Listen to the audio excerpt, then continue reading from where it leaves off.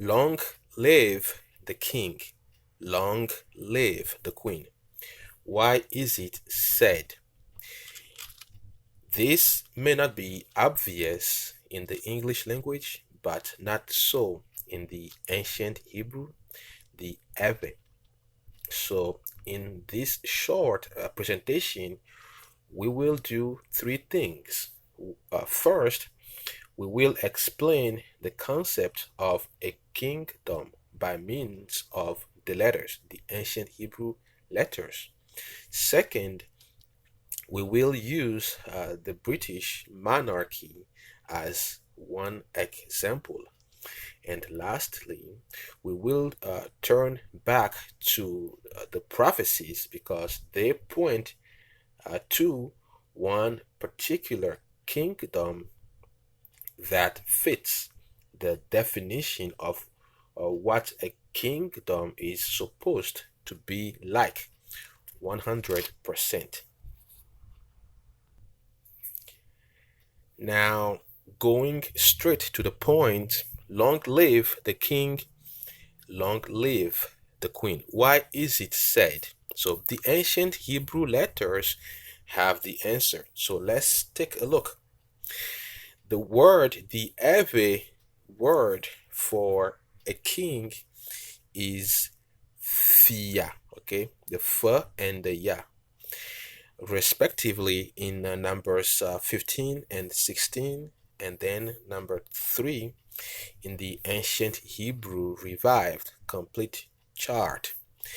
The Fa in Fia stands for, in this context, it stands for to establish or to dominate.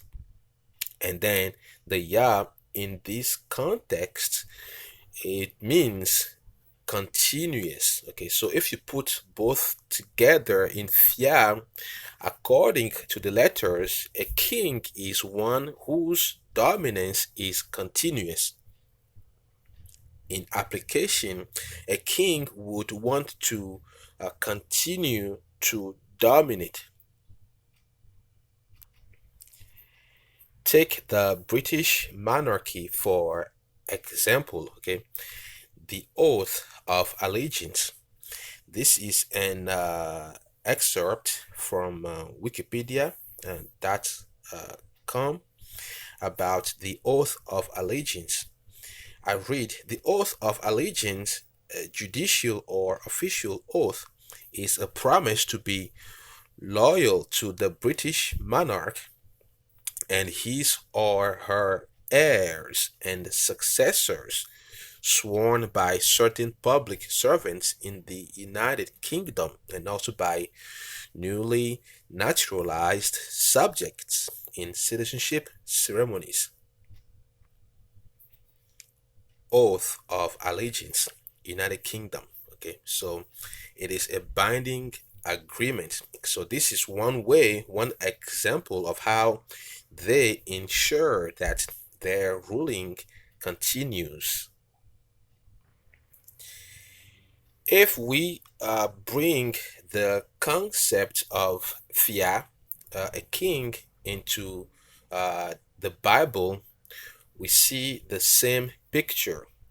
Only one kingdom is meant to last forever, according to prophecies, which is the kingdom of Yeshua, the Messiah. Okay, Daniel prophesied at the end of all human government long ago.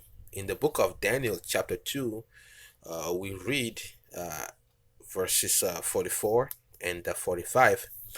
And in the days of these kings shall the God of heaven set up a kingdom, okay, Fiadupe, which shall never be destroyed, and the kingdom shall not be left to other people, but it shall break in pieces and consume all these kingdoms, and it shall stand forever. Okay, for as much as thou sawest that the stone was cut out of the mountain without hands, and that it brake in pieces the iron, the brass, the clay, the silver, and the gold, the great God Yahweh hath made known to the king what shall come to pass hereafter, and the dream is certain, and the interpretation thereof sure. So Fiam is a ruling that never ends. The kingdom of the Messiah Yeshua will never end. Isaiah chapter 9 verses 6 and 7.